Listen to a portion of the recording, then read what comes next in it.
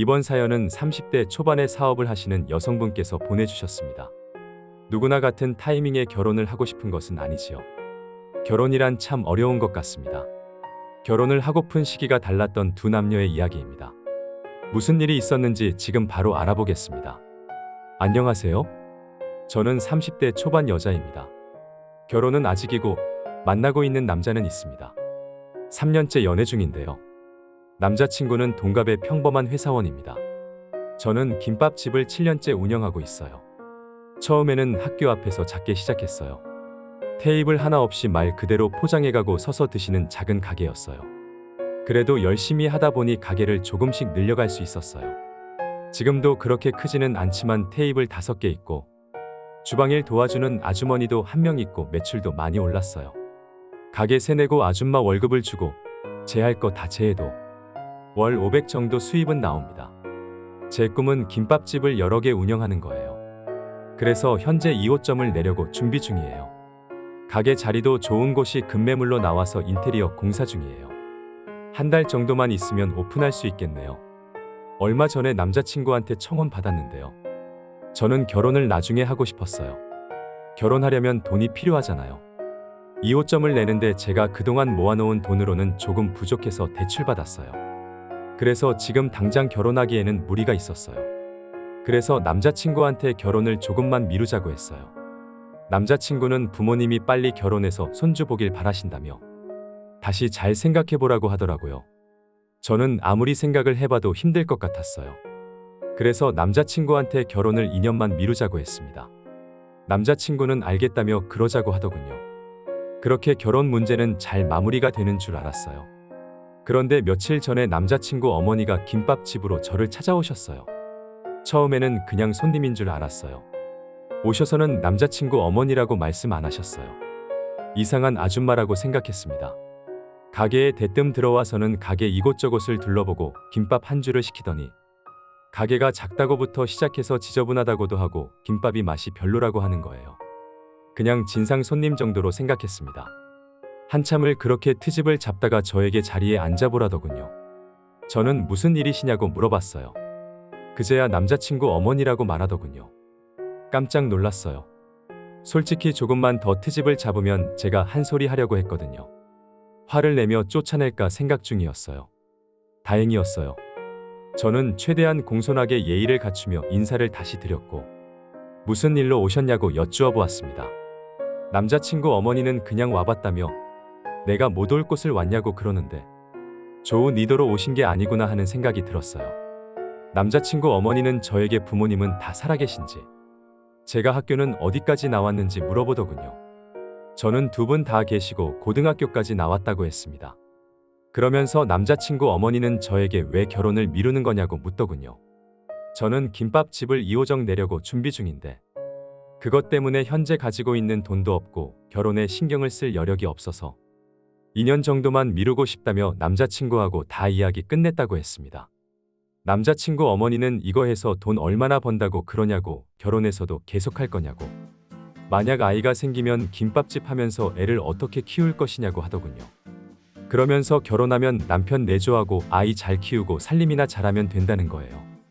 어차피 결혼하면 그만둘 김밥집인데 결혼을 미루면서까지 2호점을 내야겠냐고 다 정리하고 지금 당장 결혼하라고 하더군요.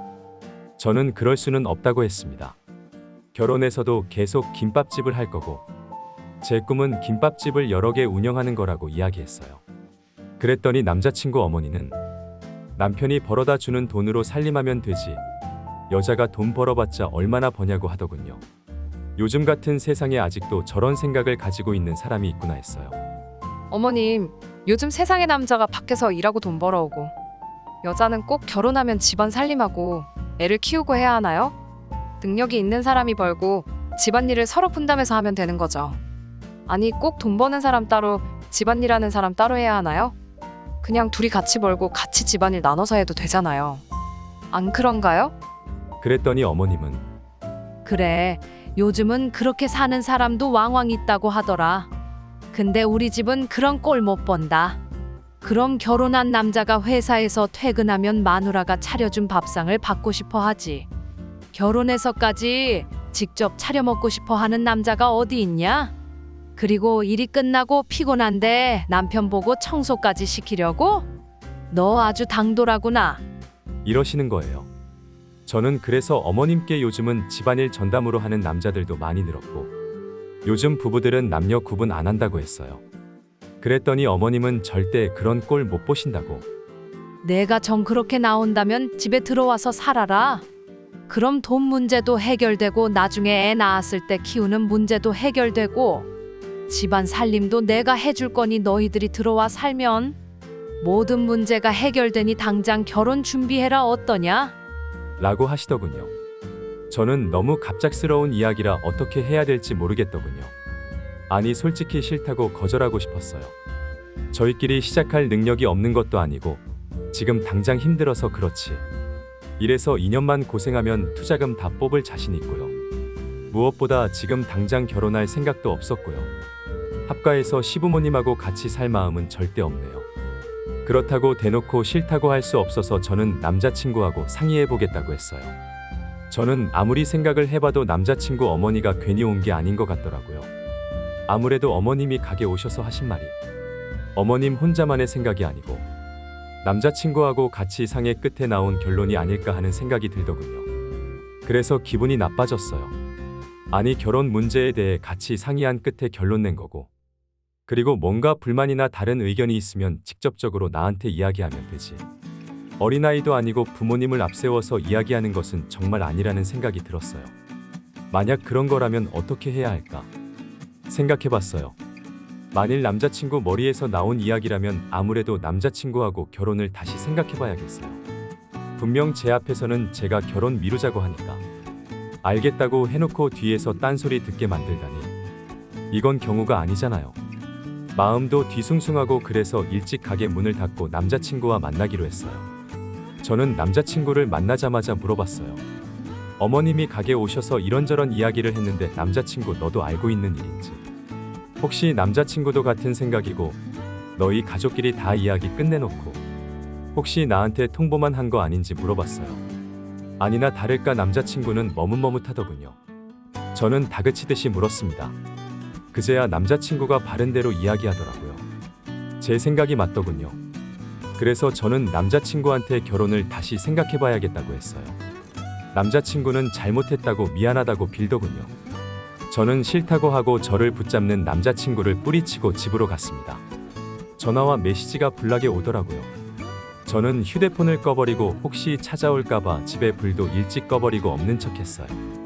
다음날 가게 문을 여는데 남자친구 어머니가 왔더군요. 저를 보자마자 뺨을 한 대 치시며 화를 내시는 거예요. 저는 어이가 없어서 도대체 무슨 일이냐고 했어요. 그랬더니 어머님은 제가 도대체 뭐라고 했길래 남자친구가 밤새 울면서 자기한테 원망을 하느냐고 묻더군요. 전 별말 안 했어요. 저는 헤어지기로 마음먹었으니까 이제 저한테 이야기하실 필요 없어요. 여기 장사하는 가게거든요. 소란 피우지 마시고 당장 나가주세요. 라고 이야기했습니다. 주방 아주머니와 같이 남자친구 어머니를 가게 밖으로 내쫓았어요. 아이고 이런 조그마한 구멍가게 하는 주제에 어디서 남의 귀한 아들을 넘봐. 넘보길 그렇게 대학도 못 간 무식한 것이 주제를 알아야지. 이러며 소리를 고래고래 지르더군요. 그 소리를 들은 사람들이 하나둘 몰려들었어요. 남자친구 어머니의 막말을 들으니 어차피 남자친구하고는 헤어질 거고 다신 안 볼 사이인데 막말하는데 저만 예의를 차릴 수 없겠더군요. 그러는 아줌마 아들은 대학 나와서 겨우 200 벌잖아요. 누가 들으면 굉장히 잘난 줄 알겠네요. 아줌마? 나이도 어린 게 말 함부로 하네. 그렇게 근본 없이 행동하면 부모 얼굴에 똥칠하는 거 모르냐? 너희 부모는 그런 것도 안 가르쳐 주던? 저만 욕하는 것도 아니고 부모님까지 들먹이니 도저히 못 참겠더라고요. 그래서 이판사판이라 생각하고 질러보자 하려던 차에 옆에 있던 할머니 한 분이 이봐요 아줌마. 거 옆에서 듣자니 해도 너무하네. 내가 속 사정을 자세히는 모르겠지만 옆에서 듣자 하니 아줌마 아들하고 여기 처자하고 결혼하는데 반대하는 거지. 아니 반대할 거면 되게 아들한테 이야기해야지. 여기 와서 남의 귀한 자식한테 그러면 쓰나? 꼭 자식 잘못 가르친 부모들이 자기 자식은 죄 없고 남의 자식 탓만 하던데 딱 그 짝이구먼. 할머니가 뭘 안다고 나서는 거예요? 노망 났어요?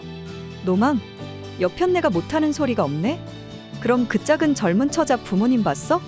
어이 젊은 처자, 이런 집구석에 시집가지.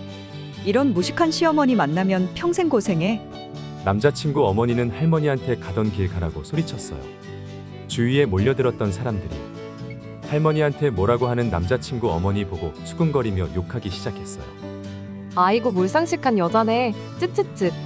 아들이 엄청 잘났나 봐. 그러니 저렇게 하지. 아들 200번 다는데. 진짜? 왜 저러는 거야? 몰라. 무식한가 봐. 그러니까 저렇게 폐악질이지. 이렇게 수근거리며 본인 욕하는 소리를 들은 남자친구 어머니는 창피함을 느꼈는지 얼굴이 빨개지고 어쩔 줄 몰라 하더군요. 너 마지막으로 경고하는데 내 아들 다시 만나지 마. 이러며 도망치듯 가더군요.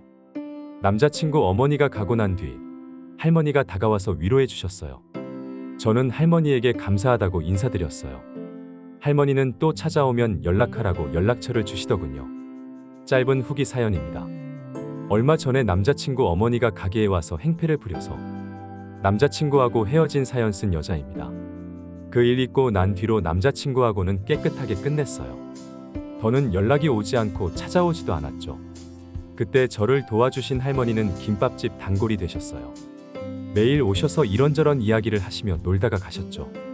저는 할머니가 안 계셔서 그 할머니가 오실 때마다 좋았어요. 할머니는 좋은 남자 있으니 만나보라고 하시더군요. 저는 괜찮다고 사양했어요. 당분간은 연애할 생각이 없었거든요. 그랬더니 할머니는 저한테 말하지 않고 어떤 남자와 같이 오셔서 식사하고 가셨어요. 그 뒤로 그 남자는 가게에 거의 매일 와요. 그 남자는 대기업 다니고 훈남이에요. 저는 그 남자와 현재 썸 타고 있는 중이에요. 똥차가 가니 벤츠가 온다는 말이 있죠? 저한테도 더 좋은 인연이 찾아온 것 같아 행복해요. 이번 사연은 여기까지입니다. 잘 헤어지신 것 같습니다.